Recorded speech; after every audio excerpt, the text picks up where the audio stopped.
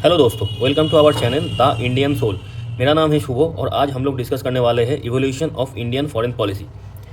1947 से पहले और 1947 के बाद से आज तक इंडियन फॉरेन पॉलिसी कैसे कैसे इवॉल्व हुआ, उसका इवोल्यूशन कैसे हुआ, इसी को लेके आज हम लोग डिस्कस करने वाले हैं। तो सबसे पहले हम लोग फॉरेन पॉलिसी का जो डेफिनेशन है उसको पढ़ लेते हैं। एक countries master plan for keeping itself safe and achieving it's goal while dealing with other countries. इसका मतलब ये हुआ कि जब भी कोई भी देश कोई किसी दूसरे देश के साथ किसी भी चीज़ को लेके कोई भी डील करता है, उसी डील के दौरान का जो गोल है उस डील के लिए उस गोल भी अचीव हो जाए और उस देश का जो सेफ्टी एंड सिक्योरिटी है ये भी कॉम्प्रोमाइज़ ना हो। इसके लिए जब कोई भी देश अपने इस कारण के लिए कोई भी देश जब मास्टर प्लान बनाता है तो उसी प्लान को उसी देश का फॉरेन पॉलिसी बोला जाता है। तो मतलब एक बार फिर से समझ लेते हैं। मतलब ये हुआ कि जब भी कोई भी देश किसी और देश के दूसरे देश के साथ किसी चीज़ और किसी टॉपिक के ऊपर कोई भी डील करता है, उस डील के दौरान उस देश का जो गोल है, मतलब उस डील का जो गोल है वो गोल भी अचीव हो जाए और उस देश की सेफ्टी और सिक्योरिटी भी कॉम्प्रोमाइज़ ना हो। इसके लिए जब कोई भी देश एक मास्टर प्लान बनाता है, उसी मास्टर प्लान को उस देश का फॉरेन पॉलिसी बोला जाता है। ठीक है, अगर हम लोग इस डेफिनेशन को एक एग्जाम्पल से समझना चाहते हैं तो एग्जाम्पल हम भारत का ही एग्जाम्पल ले लेते हैं। हम क्या जानते हैं, 2020 से भारत और चीन के बीच में लद्दाख में स्टैंड अप चल रहा था। तो जब ये स्टैंड अप शुरू हुआ तब भारत का प्रायोरिटी क्या था? प्रायोरिटी ये था कि ये स्टैंड अप कैसे भी करके ख़त्म हो। ये भारत का उस टाइम का गोल था। तो अगर ये गोल को अचीव करना है तो इसके लिए भारत को क्या करना चाहिए? चाइना के साथ बातें करना चाहिए, उसके साथ कुछ भी डील करना चाहिए। डील वील करके इस जो स्टैंड अप है उसको ख़त्म करना है। लेकिन डील ऐसे होना चाहिए कि डील भी हो जाए, स्टैंड अप भी ख़त्म हो जाए और भारत का कोई लॉस भी ना हो, उसका सेफ्टी और सिक्योरिटी कॉम्प्रोमाइज़ भी ना हो और चाइना के साथ कोई भी जंग या तो कॉन्फ्लिक्ट में जाना भी ना पड़े। तो ये होता है गोल। तो इस गोल को अचीव करने के लिए भारत ने मास्टर एक प्लान बनाया, चाइना के साथ फॉरेन पॉलिसी बिल्ड की, फॉरेन पॉलिसी को और ग्लोबल फॉरेन पॉलिसी को और ज़बरदस्त किया कि चाइना के ऊपर प्रेशर डाल सके। तो ऐसे प्लान बना के ये प्लान को एग्जीक्यूट करके आज 4 साल बाद इंडिया और चाइना के बीच में जो स्टैंड अप चल रहा था वो ख़त्म हो गया। तो इसमें क्या हम लोग समझे? तो इंडिया का जब इंडिया और चाइना के बीच में स्टैंड अप शुरू हुआ तब इंडिया का गोल एक ही था कि स्टैंड अप खत्म हो। लेकिन इस गोल को अचीव करते हुए जब चाइना के साथ हम लोगों को डील करनी है उसी टाइम ऐसा ना हो कि गोल तो अचीव हो गया, स्टैंड अप तो खत्म हो गया कि लेकिन हमारे कुछ हिस्सा चाइना ले गए या तो कुछ कॉन्फ्लिक्ट हो गया, इकोनॉमिकल लॉस हो गया इंडिया का। ये भी नहीं होना चाहिए। तो ऐसे प्लान बनाओ कि अपना गोल मतलब स्टैंड अप भी खत्म हो जाए और जंग भी ना करना पड़े, टेरिटरी लूज भी ना करना पड़े और ग्लोबल जो प्रेशर हो वो भी चाइना के ऊपर आ जाए। तो ये प्लान को बना के 4 साल लग गया, इस प्लान को एग्जीक्यूट करके फिर आज जाके स्टैंड अप खत्म हुआ। तो ये है फॉरेन पॉलिसी, ये है फॉरेन पॉलिसी का एग्जाम्पल जो कि इंडिया अप्लाई किया। ठीक है, इसके बाद हम क्या देखेंगे? इसके बाद हम देखेंगे पास्ट में सेकेंड वर्ल्ड वॉर के पहले मोटा करके 2 ही चीज़ फॉरेन पॉलिसी के ऊपर इन्फ्लुएंस करता था। क्या चीज़? एक तो किसी भी देश का मिलिट्री पावर और 2 देश के बीच में जो भी ट्रीटी होता है उस ट्रीटी। तो ये 2 चीज़ के ऊपर बेस करके और ये 2 फैक्टर जो कि किसी भी देश का फॉरेन पॉलिसी को डिफाइन करता था, उसको फॉरेन पॉलिसी में ज़्यादा इफेक्ट डालता था। लेकिन आज के मॉडर्न एज में सेकेंड वर्ल्ड वॉर के बाद से आज के जो मॉडर्न एज चल रहा है इसमें बहुत सारे फैक्टर आके जुड़ गया जो कि फॉरेन पॉलिसी को इफेक्ट करता है और फॉरेन पॉलिसी को डिफाइन करता है और फॉरेन पॉलिसी का कैसे होना चाहिए उसको शेप देता है। तो क्या फैक्टर बन गया आज? मिलिट्री पावर और ट्रीटीज तो है ही, ये तो आज भी है, लेकिन उसके साथ एक देश का इकोनॉमिकल पावर कैसा है, उसके अंदर ह्यूमन राइट्स कैसा है, एनवायरनमेंट कैसे वो प्रिजर्व कर रहा है, उसका कल्चर कितना रिच है, कितना एंशियंट है, कितना पुराना है, उसका ट्रेड कैसा चलता है दूसरे देश के साथ, कितना अमाउंट मनी का ट्रेड होता है और स्ट्रेटेजिक लोकेशन क्या है। ये सारे चीज़ आज के दिन में ये सारे चीज़ किसी भी देश का जो फॉरेन पॉलिसी है उसको शेप देने के लिए काम करता है। ये सारे चीज़ पहले जो 2 ही फैक्टर था, मिलिट्री पावर और 2 देश के बीच में जो भी ट्रीटी या तो इंटरनेशनल जो ट्रीटी होता है वो सारी चीज़। लेकिन आज के ज़माने में मॉडर्न जो फॉरेन पॉलिसी किसी भी देश का बनता है उसके अंदर बहुत सारे फैक्टर को देखा जाता है। एक तो उसका इकोनॉमी, फिर मिलिट्री पावर, फिर treaties, international laws, human rights, environment, culture, trade, strategic location, सारी चीज़। ठीक है, तो ये स्लाइड हम लोगों की समझ में आ गया। अब हम देखेंगे डिटर्मिनेंट्स ऑफ फॉरेन पॉलिसी। एक अच्छे फॉरेन पॉलिसी के लिए क्या क्या डिटर्मिनेंट्स होना चाहिए? सबसे पहले जो डिटर्मिनेंट मतलब एक अच्छे फॉरेन पॉलिसी, जब भी कोई भी अच्छे फॉरेन पॉलिसी तैयार होता है वो क्या देख के तैयार होता है, उसका कैसे शेप होता है, उसी को हम डिटर्मिनेंट बोलते हैं। मतलब क्या देख के फॉरेन पॉलिसी इवॉल्व होता है या तो तैयार होता है या तो इवॉल्व होता है, क्या चीज़ देख के। तो वही चीज़ में सबसे पहले आता है immediate global crisis and event. Immediate global crisis and event हम एग्जाम्पल से समझेंगे। तो इमीडिएट क्या है, कुछ दिन पहले बांग्लादेश में क्या हुआ, इंडिया का नेबर है, वेस्ट बंगाल, आसाम, मेघालय, पूरा का पूरा नॉर्थ ईस्ट के साथ ये बांग्लादेश बॉर्डर शेयर करता है। तो इमीडिएट इफेक्ट में बांग्लादेश में क्या हुआ, वहाँ के जो चुनी हुई गवर्नमेंट था शेख हसीना आवामी लीग का, उस गवर्नमेंट को हटा दिया गया और एक टेम्पोररी गवर्नमेंट बिठा दिया गया। तो इसके दौरान अब ग्लोबल ये इमीडिएट इफेक्ट था, ग्लोबल इंसिडेंट था, इमीडिएट अचानक से हुआ। तो इसके वजह से भारत और बांग्लादेश के बीच में जो फॉरेन पॉलिसी था पहले, उसके ऊपर इफेक्ट आया और फॉरेन पॉलिसी भी थोड़ा नहीं बहुत सारे चीज़ चेंज हो गया। जबकि पहले बांग्लादेशियों को भारत आने के लिए आसानी से वीज़ा मिल जाता था, अभी नहीं मिल रहा है, अभी वीज़ा बंद है। बिजनेस में भी ट्रेड, भारत और बांग्लादेश के बीच में जो ट्रेड हो रहा था उसमें भी इफेक्ट आया। तो ये सारी चीज़ इफेक्ट इमीडिएट ग्लोबल इवेंट के ऊपर बेस करके ये सारे फॉरेन पॉलिसी में चेंज आया। फिर आता है इंटरनेशनल लॉ और इंटरनेशनल इंस्टीट्यूट, जैसे कि इंटरनेशनल बहुत सारे इंस्टीट्यूट है, यूएनएससी, फिर ब्रिक्स, फिर SCO, ये सारे चीज़ बहुत सारे इंटरनेशनल इंस्टीट्यूट है जो कि इंटरनेशनल लॉ के ऊपर करके बेस्ड है। तो ये सारे फैक्टर भी किसी भी देश का फॉरेन पॉलिसी में इफेक्ट डालता है। जैसे कि इंडिया बहुत सारे इंस्टीट्यूशन के साथ जुड़ा हुआ है, जैसे कि ब्रिक्स, SCO, यूएनएससी, फिर ये क्वाड। लेकिन जहाँ पे ये सारे इंटरनेशनल लॉ इंडिया के फेवर में रहता है, वहाँ पे इंडिया ज़्यादा एक्टिव रहता है, जहाँ पे कम, वहाँ से इंडिया थोड़ा सा पीछे रहता है। तो ये सारे चीज़ इफेक्ट करता है फॉरेन पॉलिसी में। फिर आता है टेक्नोलॉजिकल एडवांसमेंट। कोई भी देश जब टेक्नोलॉजिकल एडवांसमेंट करता है, जैसे कि भारत में टेक्नोलॉजिकल एडवांस कहाँ पे हो रहा है, डिफेंस में हो रहा है, नया हवाई जहाज बन रहा है, फिर सबमरीन बन रहा है, फिर फार्मास्यूटिकल इंडस्ट्री में इंडिया आगे जा रहा है, मेक इन इंडिया का जो प्रोजेक्ट चल रहा है चारों ओर, जैसे बहुत सारे प्राइवेट कंपनी नए EV मतलब इलेक्ट्रिकल कार बन रहा है, महिंद्रा बना रहा है, टाटा बना रहा है। तो ये सारे फैक्टर, जब कोई भी देश टेक्नोलॉजी में अपना दबदबा कायम करता है, अपना एडवांसमेंट कायम करता है, जैसे कि बहुत सारे सॉफ्टवेयर भी इंडिया बनाता है, सर्विस सेक्टर तो है ही, IT का जो सर्विस सेक्टर वो तो है ही। ये सारे चीज़ जब कोई भी देश करता है, एडवांसमेंट करता है अपना टेक्नोलॉजिकल, तो वो जो टेक्नोलॉजिकल जो एडवांसमेंट है वो फॉरेन पॉलिसी को बूस्ट अप करता है। ठीक है।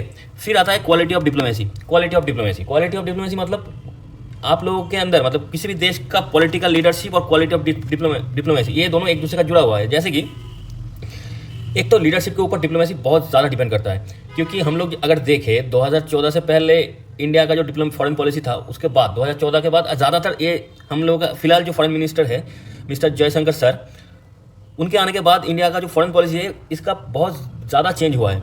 ठीक है। तो ये जो क्वालिटी ऑफ डिप्लोमेसी है, ये सारी चीज़ और पॉलिटिकल लीडरशिप, ये दोनों चीज़ मतलब एक दूसरे के साथ लिंकअप है। क्वालिटी ऑफ डिप्लोमेसी तभी आपका अच्छा होगा जब आपका जो फॉरेन मिनिस्टर है वो क्वालिफाइड और अच्छा होगा, उसका जो काम करने का तरीका वो अलग होगा और उसके पीछे जो पॉलिटिकल बैकअप रहेगा वो भी उसको सपोर्ट करेगा, तब जाके आपका क्वालिटी ऑफ डिप्लोमेसी बहुत हाई स्टैंडर्ड बनता है। फिर आता है बेसिक आइडियोलॉजी। आपका एक देश की बेसिक जो आइडियोलॉजी है वो फॉरेन पॉलिसी में हमेशा झलकना चाहिए। जैसे कि भारत का जो आइडियोलॉजी है वो कभी टेररिज्म को नहीं सपोर्ट करेगा। कोई भी देश में हो, कोई भी फॉर्म में हो, हम टेररिज्म नहीं सपोर्ट करते। तो ये होता है बेसिक आइडियोलॉजी। ऐसा नहीं कि अच्छे टेररिज्म, गुड टेररिज्म, ऐसा कुछ नहीं होता। टेररिज्म मतलब टेररिज्म भारत के लिए, वो कोई भी करे, कैसे भी करे, किसी भी फॉर्म में करे, हम उसको अपोज करेंगे। फिर आता है इकोनॉमिकल रिसोर्स। किसी भी देश के अंदर इकोनॉमिकल रिसोर्सेज कितना है, अगर ज़्यादा है तो उसका फॉरेन पॉलिसी और भी स्ट्रांग हो जाएगा, ये तो जाहिर सी बात है। फिर उस देश का हिस्ट्री कितना रीच है, जैसे कि भारत, चाइना, हम लोगों का हिस्ट्री बहुत पुराना। उसके बाद आता है पॉपुलेशन। जैसे कि ज़्यादा पॉपुलेशन किसी भी देश के लिए हानिकारक भी है, लेकिन पॉपुलेशन अगर ज़्यादा रहता है तो उस देश का लेबर्स मतलब उस देश के अंदर लेबर बहुत सस्ते में मिल जाता है। तो इसलिए क्या होता है, अगर इंडस्ट्री, वहाँ पे ज़्यादा फॉरेन इन्वेस्टमेंट आता है, क्योंकि सामान बहुत ही कम में बन जाता है यहाँ पे। और ज़्यादा पॉपुलेशन का एक एडवांटेज ये है कि अगर आपके पास ज़्यादा पॉपुलेशन है तो आप दुनिया के ऊपर प्रेशर भी डाल सकते हो ज़्यादा। ठीक है। तो ये एक पॉपुलेशन एक फैक्टर हो जाता है फॉरेन पॉलिसी में।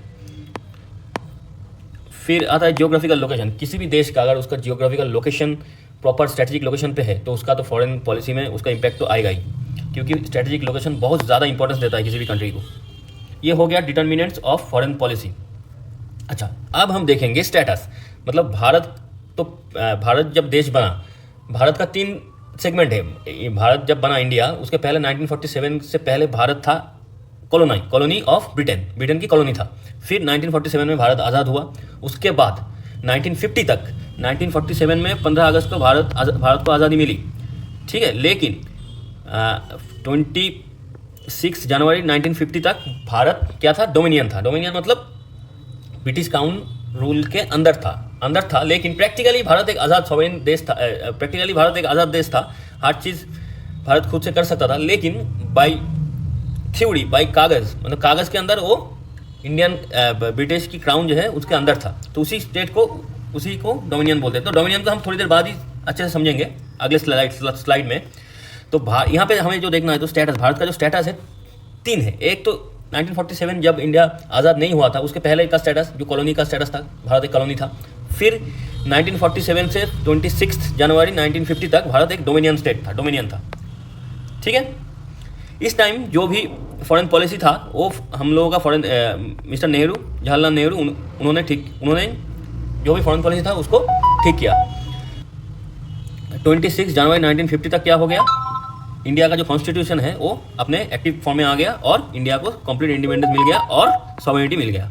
भारत ने डोमिनियन जो स्टेटस है इसको छोड़ दिया। अच्छा, अब हम समझेंगे क्या डोमिनियन किसको बोलते हैं, डोमिनियन का मतलब क्या है, डोमिनियन स्टेटस का मतलब क्या है। Dominion was used to refer several self governing nation of British empire.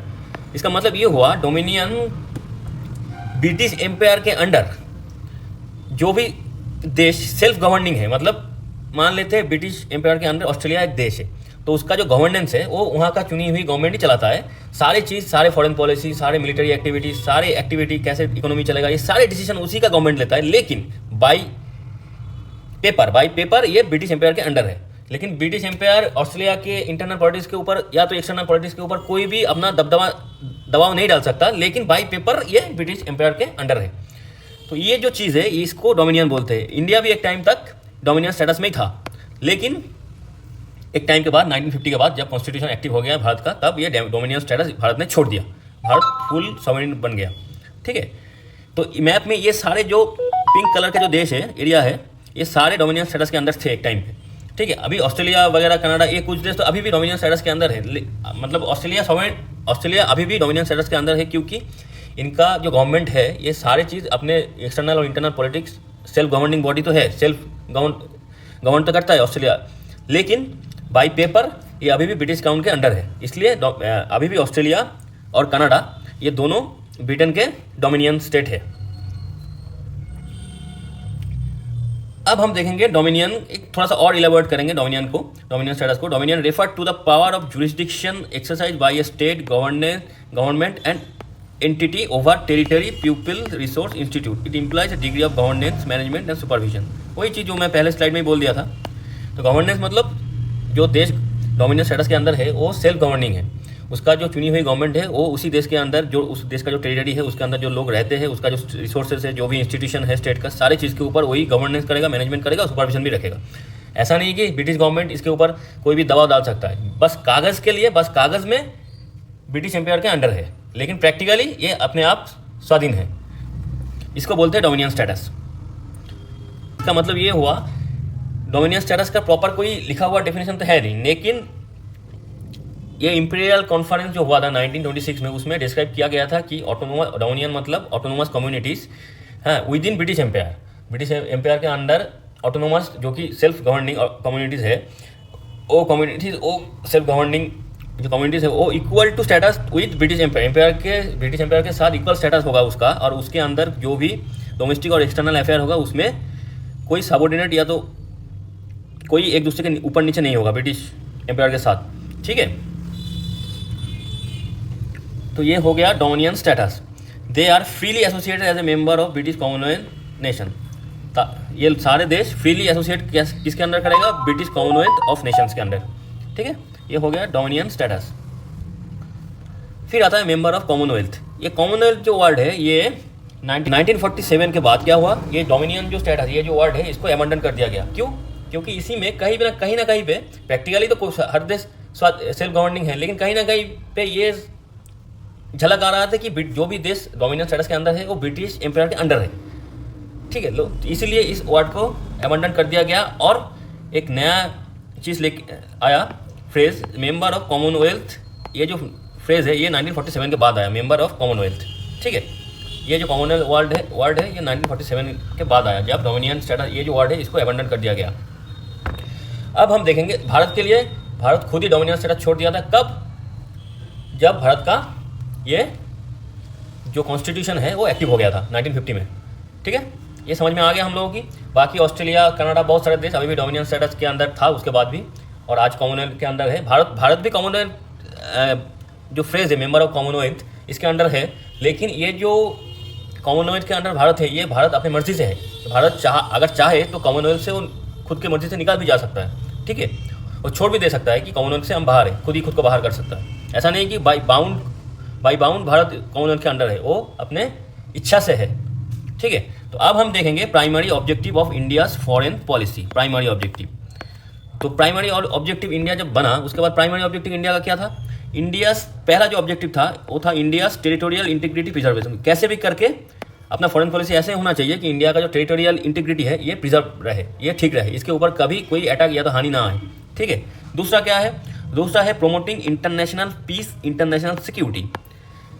India हमेशा इंटरनेशनल पीस और सिक्योरिटी की बात करता है कि इंटरनेशनल, सिर्फ इंडिया नहीं, बाकी जो देश है, जो इंटरनेशनल बाकी देश है वो भी शांति में रहे और सिक्योरिटी में रहे। ठीक है, तीसरा क्या प्राइमरी ऑब्जेक्टिव हुआ? वो है इंडिपेंडेंट फॉरेन पॉलिसी। इसका मतलब ये हुआ इंडिया का जो फॉरेन पॉलिसी है वो इंडिपेंडेंट होना चाहिए। ऐसा नहीं कि कोई बाहर की कोई भी देश इंडिया के ऊपर प्रेशराइज करके इंडिया को अपने बात मनवा ले। ठीक है, ऐसा नहीं कि कोई भी देश अपने बात मनवाने के लिए इंडियन फॉरेन पॉलिसी के ऊपर प्रेशर क्रिएट करे और इंडियन फॉरेन पॉलिसी उसकी बात के अनुसार चेंज होता जाए, तो ये नहीं होना चाहिए। तो इंडिपेंडेंट फॉरेन पॉलिसी। और चौथा जो प्राइमरी ऑब्जेक्टिव है इंडियन फॉरेन पॉलिसी का प्राइमरी, वो है economic development of India. Economic development of India, अर्थात इंडिया का जो इकोनॉमिक डेवलपमेंट है वो होते रहना चाहिए। ठीक है, ये चार है प्राइमरी ऑब्जेक्टिव। डोमिनियन स्टेटस का मतलब हम पहले ही समझ लिए। अब हम क्या देखेंगे? की features of India's early post independent foreign policy. Post independent मतलब जस्ट इंडिया को 1947 में आज़ादी मिली, उसके बाद इंडिया का फॉरेन पॉलिसी क्या था? पहला जो इंडिया का जो फॉरेन पॉलिसी था वो था नॉन अलाइनमेंट। हम किसी की देश के साथ अलाइन नहीं होंगे, किसी को अपना एकदम एलाई पार्टनर नहीं बनाएंगे, हम सबके साथ अच्छे रिलेशन रखेंगे। दूसरा क्या? Opposition of colonisation and racism. ये तो होना ही था क्योंकि इंडिया पूरे 200 साल 400 साल 200 साल इसके ईस्ट इंडिया कंपनी के अंदर, उसके बाद 200 साल ब्रिटिश क्राउन के अंदर, तो 400 साल का गुलामी था इंडिया का। तो इसी गुलामी के दौरान तो इंडिया तो कॉलोनाइजेशन और रेसिज्म तो फेस तो किया ही होगा। तो इसीलिए भारत ने पहले से अपोजिशन टू कॉलोनाइजेशन और कॉलोनाइजेशन और रेसिज्म के खिलाफ भारत पहले से ही लड़ता रहा। फिर नॉन वायलेंस, जैसे कि गांधी जी का जो फॉर्मूला है कि नॉन वायलेंस, वो हम प्रमोट करते ही है।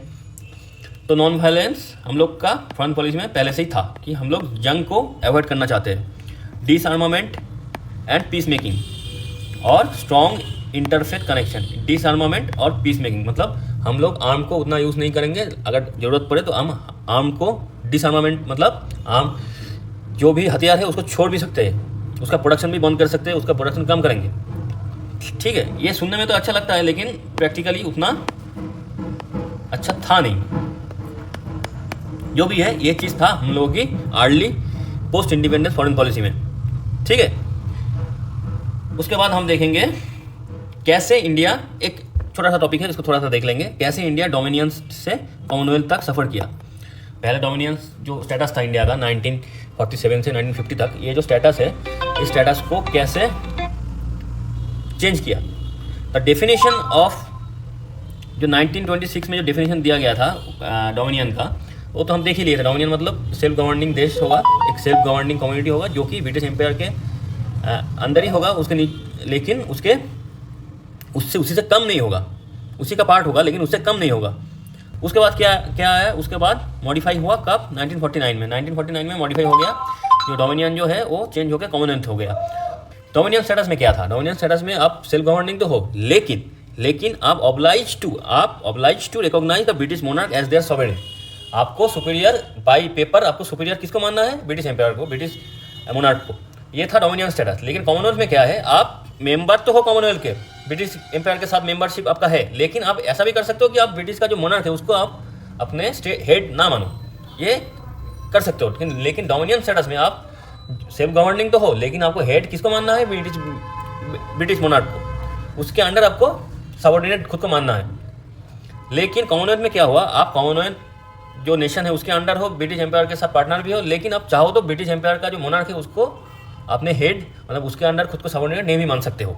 ठीक है, the monarch were adopted as the symbol of the free association of independent member nations such as the head of Commonwealth। तो वो बस कॉमनवेल्थ के अंडर जो नेशन रहेंगे उसका एक फ्री एसोसिएशन होगा, उसी एसोसिएशन का हेड रहेगा। तो India was the first country to enter into such an arrangement and by the 1990 it has been joined by most of the other commonwealth nation. India पहला देश था जो इस कॉमनवेल्थ नेशन के अंदर ज्वाइन हुआ अपने मर्जी से, अपनी इच्छा से, ऐसा नहीं कि जोर जबरदस्ती। ठीक है, उसके बाद 1990 के बाद बहुत सारे देश, बाकी जो देश ब्रिटिश कॉलोनी था वो भी यहाँ पे ज्वाइन हो गया। ठीक है, समझ में आ गया डोमिनियन टू कॉमनवेल्थ। अब हम थोड़ा सा ये वर्ड को समझेंगे, सॉवरेनिटी अब हमें कब मिला? ऐसे तो सॉवरेनिटी हमें आज़ादी के बाद ही मिल गया, लेकिन जब हम लोगों का जो कॉन्स्टिट्यूशन एक्टिव हो गया, जब 1950 में जब कॉन्स्टिट्यूशन एक्टिव हो गया 26 जनवरी को, तब से हम सॉवरेन भी पूरा का पूरा सॉवरेनिटी आ गया हम लोगों के पास। कैसे? सॉवरेनिटी मतलब हुआ सुप्रीम अथॉरिटी कहाँ पे?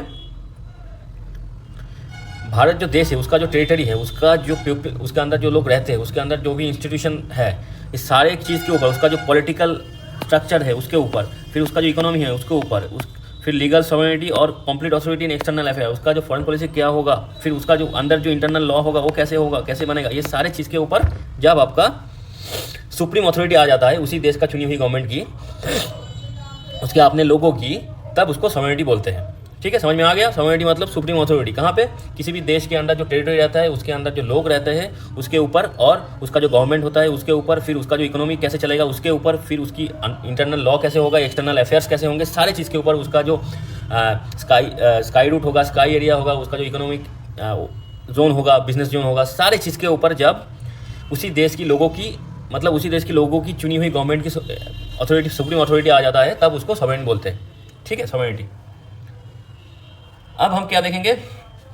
What is the genesis of Indian foreign policy? India का जो what is the genesis of Indian foreign policy, मतलब इंडिया का जो अर्ली फॉरेन पॉलिसी का जो जेनेसिस है, वो सारे के सारे चीज़ जो है वो एक्चुअली उस टाइम के लिए जब इंडिया आज़ाद हो रहा था, उसी टाइम में जो ब्रिटिशर्स थे उनके और इंडिया जब पहला जो प्राइम मिनिस्टर था इंडिया का, जवाहरलाल नेहरू, इन दोनों ने ज़्यादातर शेप दिया है इंडियन फॉरेन पॉलिसी का। जो पहला जो जेनेसिस हुआ था, मतलब पहले जब इंडियन पॉलिसी कैसे बना, मतलब शुरुआत में उसको शेप किसने किया है? ये जो उस टाइम का जो इंडिया के अंदर जो ब्रिटिशर्स थे और जवाहरलाल नेहरू, जो कि इंडिया का पहला पीएम थे, फॉरेन मिनिस्टर भी। ये ब्रिटिशर्स और जवाहरलाल नेहरू मिलकर इंडिया का जो फॉरेन पॉलिसी का जो पहला एकदम शुरुआत में फॉरेन पॉलिसी था उसको शेप दिया था। अच्छा, अब आते हैं प्री इंडिपेंडेंस एरा, जब इंडिया आज़ाद नहीं था, आज़ादी के थोड़ा पहले, आज़ादी से पहले इंडिया का फॉरेन पॉलिसी क्या था? उसमें फॉरेन पॉलिसी उसमें क्या था? उसमें कोई भी पॉलिसी होता तो ऑल इंडिया कांग्रेस जो कमेटी था, उन्होंने अपने सेशंस बुलाते अलग अलग शहर में भारत के अंदर। तो उसी एक शहर में था मद्रास, तो 1927 में, तो उसमें किस चीज़ के ऊपर जोर दिया गया था? मद्रास शहर में 1927 में उसमें बोला गया था कि हम लोग कांग्रेस के जो कमेटी थे ऑल इंडिया कांग्रेस का, वो लोग बोले थे कि हम लोग इंडिपेंडेंटली भारत का एक्सटर्नल रिलेशन कंडक्ट करेंगे बाहर की दुनिया के साथ, without interference of the British government की इंटरफेरेंस को रोक के। ठीक है, उसको बिना इंटरफेरेंस ब्रिटिश गवर्नमेंट की हम लोग अपना एक्सटर्नल रिलेशन जो है इंडिया का बाहर के देशों के साथ उसको कंडक्ट करेंगे। लेकिन ये तो संभव था नहीं उतना, क्योंकि उस टाइम इंडिया कॉलोनी था। Indeed, the foundations of the India's foreign policy has been laid down at the Madras session। तो इंडिया का जो एक फॉरेन पॉलिसी होगा, ये जो सोच है, ये सोच पहले कब आया? पहले आया एक रेजोल्यूशन के थ्रू। कहाँ पे? सेशन हेल्ड एट मद्रास इन 1927 में मद्रास में ऑल इंडिया कांग्रेस कमेटी का जो सेशन हुआ था, उसी में एक रेजोल्यूशन के द्वारा ये इंडिया का जो फॉरेन पॉलिसी होगा ये सोच आया था। ठीक है, फिर आता है पोस्ट इंडिपेंडेंस क्या हुआ? Since it's independence Indian foreign policy advocated the principle of friendship and cooperation. जब से इंडिया आज़ाद हुआ तब से इंडिया का जो प्राइमरी जो फॉरेन पॉलिसी का जो एकदम प्राइमरी चीज़ है वो क्या था? वो था फ्रेंडशिप एंड कोऑपरेशन। एक देश इंडिया दूसरे देशों के साथ कोऑपरेशन करेगा, फ्रेंडशिप करेगा और अपने फॉरेन पॉलिसी को प्यार मोहब्बत से आगे लेके जाएगा। ठीक है, irrespective of all there political system. जैसे कि इसको थोड़ा सा एग्जाम्पल से समझना होगा। इंडिया के अंदर डेमोक्रेसी है, पार्लियामेंट्री डेमोक्रेसी है, उधर चाइना जैसा देश में डिक्टेटरशिप चलता है, फिर बहुत सारे देश में डिक्टेटरशिप या तो मोनार्की चलता है। तो ये सारे, जबकि आपकी जो पॉलिटिकल जो स्ट्रक्चर है दूसरे देशों के साथ अलग है, हम लोग डेमोक्रेसी को एंजॉय करते हैं, लेकिन बहुत सारे देश है जहाँ पे डिक्टेटरशिप चलता है, या तो मोनार्की चलता है, या तो कुछ और चलता है। तो उसी देश के साथ भले ही उसका पॉलिटिकल सिस्टम अलग हो, लेकिन हम लोग फ्रेंडशिप करेंगे और अपना फॉरेन पॉलिसी को प्यार मोहब्बत से आगे लेके जाएंगे। ये था पहली चीज़ जो कि इंडियन फॉरेन पॉलिसी जब शुरू हुआ था पोस्ट इंडिपेंडेंस में, तब ये पहला क्राइटेरिया था, पहला चीज़ था। Friendly relation with the neighbouring countries was the principal plank of Indian foreign policy. Indian foreign policy में शुरू से ये रहा है कि हम लोगों का जो नेबर है, भले ही नेबर सब साथ नहीं देता है, हमेशा नेबर साथ नहीं देता है, अभी भी नहीं दे रहा है। पाकिस्तान तो दुश्मन तो है ही, चाइना भी दुश्मनी है एक तरीके का, और आज तो बांग्लादेश भी बिगड़ा हुआ है। तो इंडियन फॉरेन पॉलिसी पहले में सही था, friendly relation with the neighbours country was the principal plank of Indian foreign policy. मतलब नेबर्स लोगों के, मतलब प्रतिवेशी जो भी नेबर्स है, नेबर कंट्री है, नेबर्स, उनके साथ अपना फॉरेन पॉलिसी, अपना रिलेशन हमेशा सही होना चाहिए। ठीक है, अच्छा, अब हम एकदम इवोल्यूशन ऑफ इंडियन जो फॉरेन पॉलिसी हुआ है उसको 3 पार्ट में देखेंगे। 3 पार्ट में कैसे, इसी स्लाइड में पूरा का पूरा फॉरेन पॉलिसी का जो इवोल्यूशन है वो समझ में आ जाएगा हम लोगों को। कैसे, पहले हम साल से पकड़ेंगे, 1947 से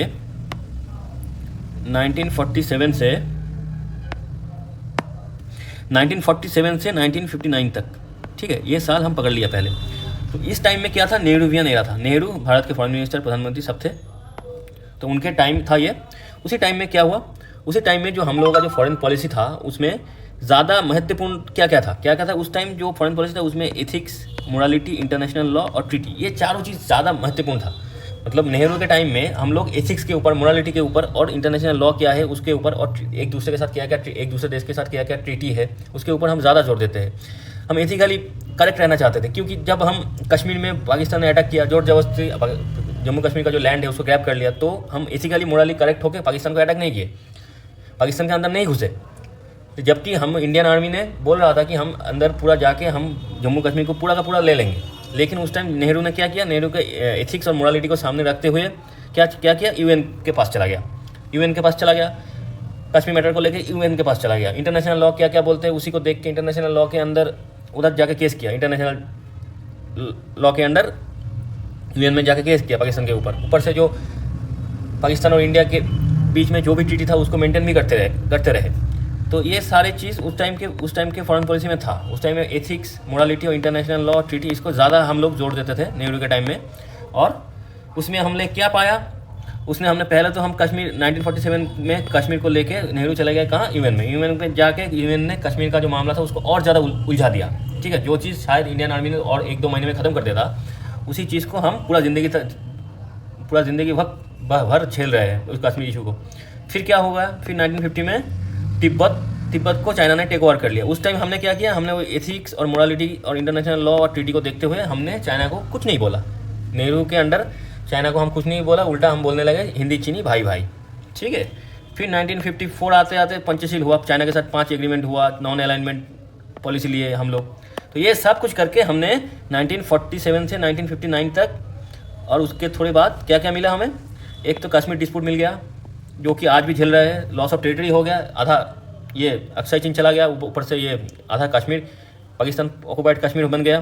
फिर 1962 में हमें हिंदी चीनी भाई भाई करते हुए क्या मिला, चाइना वॉर मिला, जहाँ पे इंडिया का हार हुआ बुरी तरीके से, क्योंकि हम लोग तो डिसआर्मामेंट करने वाले थे। थोड़ी देर पहले हम लोग देखे थे कि हम लोग ये जो कहाँ गया, हाँ ये डिसआर्मामेंट और पीस मेकिंग पॉलिसी थी हम लोगों की। तो डिसआर्मामेंट के पॉलिसी के चलते हुए हम लोगों के पास हथियार उतना था नहीं, और पाकिस्तान नहीं, सॉरी, यहाँ पे चाइना है, चाइना के अंदर तो हथियार के भरमार था।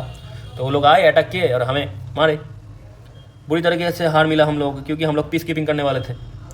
ये हो गया नेहरू के टाइम का एरा में 1947 से 1959 तक इंडिया का फॉरेन पॉलिसी। उसमें हमने एथिक्स, मोस्ट इंपॉर्टेंट क्या था उस टाइम पे, ethics, morality, international law, treaty, और ये सब मेंटेन करते हुए हमें क्या मिला, कश्मीर डिस्प्यूट मिला और चाइना के हाथ जंग मिला और हार मिली।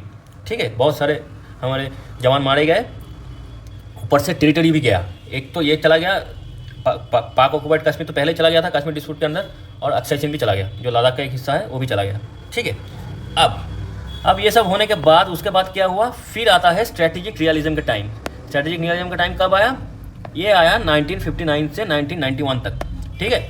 इस टाइम क्या हुआ, जब चाइना के साथ ये रिलेशन भी ख़राब हो गया, उसके पहले पाक ऑक्यूपाइड कश्मीर निकल गया, फिर हम लोगों की समझ में आया कि नेशनल इंटरेस्ट सबसे पहले आना चाहिए। क्या आना चाहिए? सबसे पहले क्या आना चाहिए? सबसे पहले आना चाहिए नेशनल इंटरेस्ट।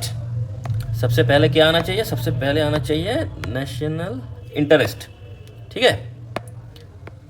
एथिक्स मोरालिटी सब बाद में, पहले नेशनल इंटरेस्ट। अगर देश के लिए कुछ चीज़ करना पड़े जो कि एथिकली और मोरालिटी के बाहर है, तो वो उसी देश के लिए सही है, उसमें उतना मत सोचना। पहले अपने देश के इंटरेस्ट के लिए जो सही है वो करो। इसी को बोलते हैं स्ट्रेटेजिक रियलिज्म, ठीक है।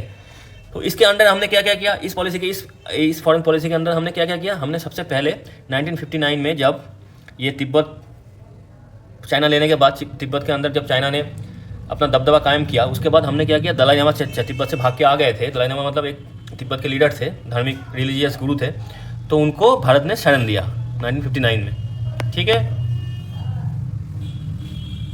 क्योंकि फिर हमने क्या किया, हम गोवा लिए, गोवा को पुर्तगीज के हाथों से हमने बाई आर्मी पावर वापस लिए। लाल बहादुर शास्त्री ने यूएसए को क्रिटिसाइज़ किया वियतनाम वॉर के लिए। 1971 में बांग्लादेश, हम लोगों ने, इंदिरा गांधी ने बांग्लादेश को पाकिस्तान से अलग करके अलग देश बांग्लादेश क्रिएट कर दिया, ठीक है। तो श्रीलंका में राजीव गांधी ने पीस कीपिंग फोर्स भेजा। 1975 में सिक्किम का एनेक्सेशन हुआ भारत के साथ, सिक्किम भारत का पार्ट बन गया। तो ये जब हम स्ट्रेटेजिक रियलिज्म पे आए, जब ये सारे ethics, morality, international law, treaty, ये सबको पीछे छोड़ के जब रियलिज्म पे आए, रियलिस्टिक बात करने लगे, तब हमें क्या क्या मिला। एक तो गोवा हमें मिल गया पुर्तगीजों से, क्योंकि बाई लॉ अगर हम एथिक्स और मोरालिटी फॉलो करते रहे तो गोवा में हम कभी अटैक ना करते, ये चीज़ पुर्तगाल के पास ही रहता। तो ऐसे होता तो गोवा कभी इंडिया का पार्ट नहीं बनता, ऐसे सिक्किम भी इंडिया का पार्ट नहीं बनता। तो ये सारी चीज़ जो इंडिया के लिए अच्छा है, जो कि रियलिस्टिक है, वो पहले करो।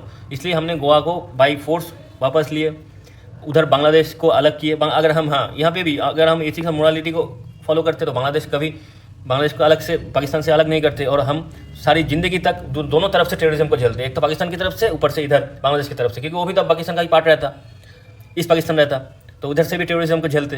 तो ये जो काम हुआ था बांग्लादेश को अलग कर देना, इससे हम एक तरीके से दोनों तरफ से जो टेररिस्ट अटैक होने वाला था इंडिया के ऊपर, इसको रोक दिए थे। मतलब एक तरफ लेके गए थे बस, पाकिस्तान की तरफ, ठीक है। फिर श्रीलंका में पीस कीपिंग फोर्स भेजना, 1975 में सिक्किम को एनेक्स करना, ये सारे चीज़ हम स्ट्रेटेजिक रियलिज्म के अंदर किए। तो ये हो गया 1999 तक, ठीक है।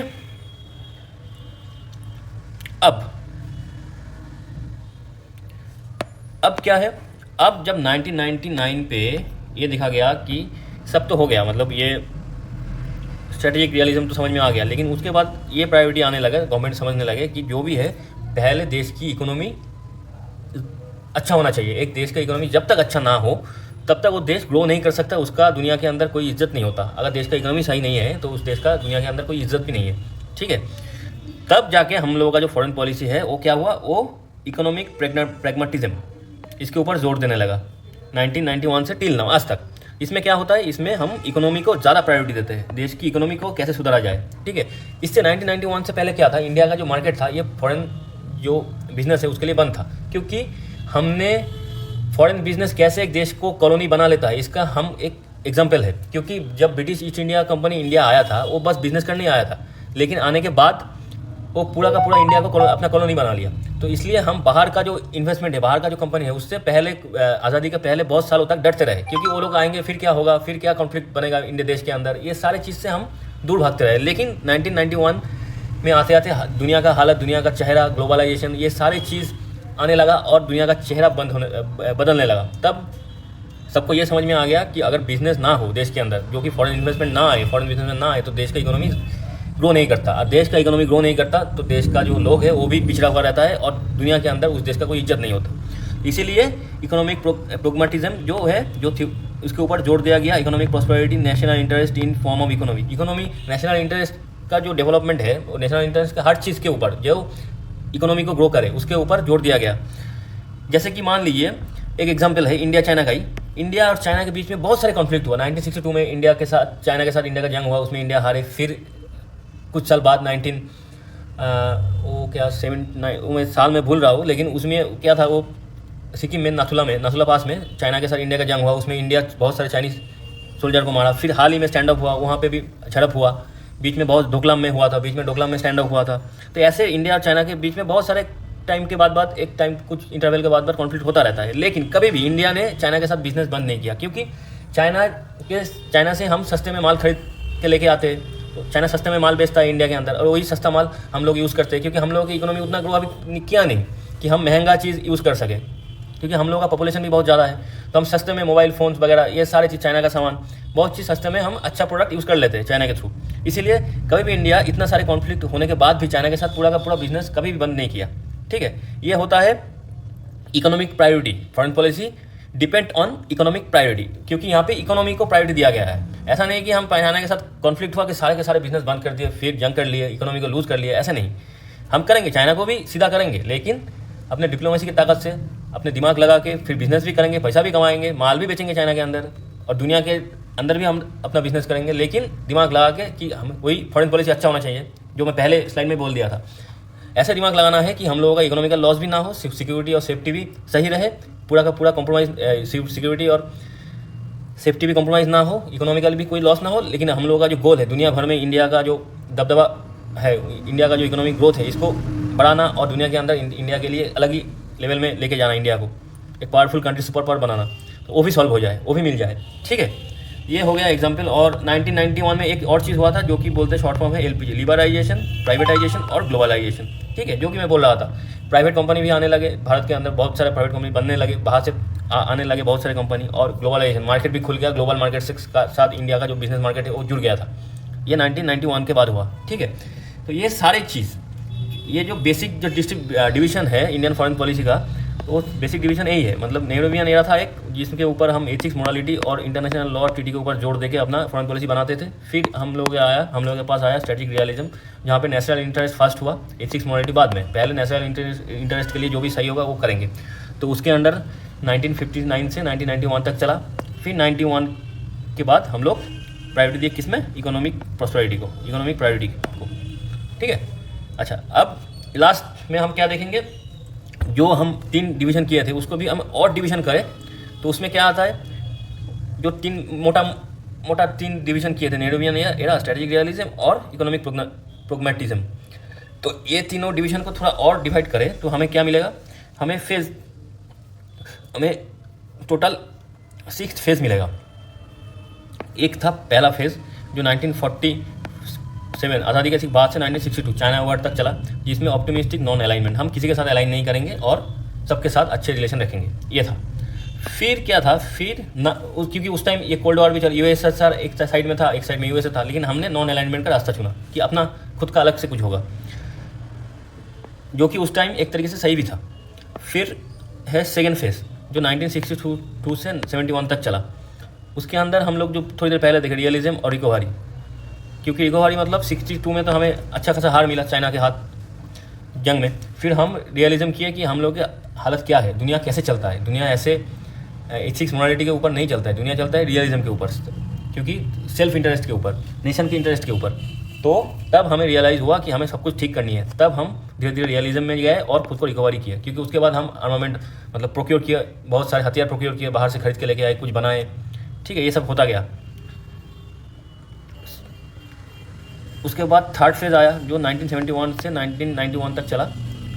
फिर उसमें क्या था, ग्रेटर इंडियन रीजनल एसर्शन। तो इंडिया ने उस टाइम में क्या किया, जो उसका जो रीजन है, साउथ एशियन रीजन, इसमें बाकी देशों के साथ खुद का इंटीग्रिटी ज़्यादा किए, सबके साथ कम्युनिकेट किया, सबको समझाया कैसे हम लोग आगे बढ़ सकते हैं। सिर्फ इंडिया नहीं, इंडिया जिस रीजन में है, साउथ एशियन जो रीजन है, उसी को कैसे हम लोग आगे लेके जाए, सारे देशों के साथ बात किए। उसके बाद आता है फोर्थ फेज़, जहाँ पे safeguarding strategic autonomy priority मिला उसको, 1991 से 98 तक चला।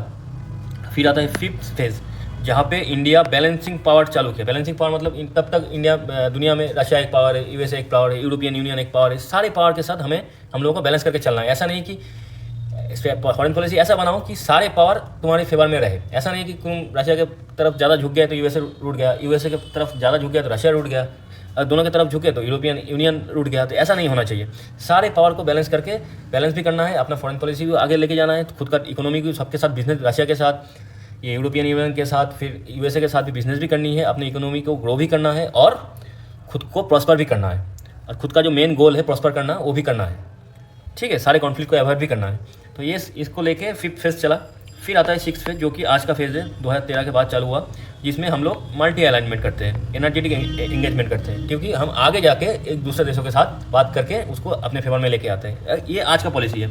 तो ऐसे ऐसे करके इंडिया का जो फॉरेन पॉलिसी है उसको थोड़ा थोड़ा करके इवॉल्व होते हुए आज का जो फॉरेन पॉलिसी है, मेरा मानना है कि आज का जो फॉरेन पॉलिसी इंडिया का चल रहा है बहुत बढ़िया फॉरेन पॉलिसी चल रहा है, क्योंकि हम कोई भी ज़्यादा कॉन्फ्लिक्ट में उलझते भी नहीं है और अपना इकोनॉमी चलता आगे बढ़ रहा है, इकोनॉमिकल ग्रोथ भी हो रहा है, और इंडिया के अंदर बहुत सारे बाहर से फॉरेन इन्वेस्टमेंट भी आ रहा है, और इंडिया का जो फॉरेन रिजर्व है वो भी ग्रो कर रहा है। बाकी सारे देश के अंदर इंडिया का एक रुतबा भी बना हुआ है। ये सारी चीज़ देख के हमें लगता है कि ये आज का जो फॉरेन पॉलिसी है इंडिया का बहुत बढ़िया है, सबसे बेस्ट चल रहा है। अब शुरू से आज का जो फॉरेन पॉलिसी चल रहा है एकदम सही चल रहा है। तो आज का जो टॉपिक है वो आज इतना ही। थैंक यू सब लोगों को जिन लोगों ने हमें सुना, और अगर हम लोगों की ये कोशिश आप लोगों को अच्छा लगा तो आप लोग हमारे चैनल को सब्सक्राइब कर दीजिएगा और वीडियो को लाइक कर दीजिएगा और जितना हो सके शेयर कर दीजिएगा। तो आज का टॉपिक इतना ही। गुड बाय, जय हिंद।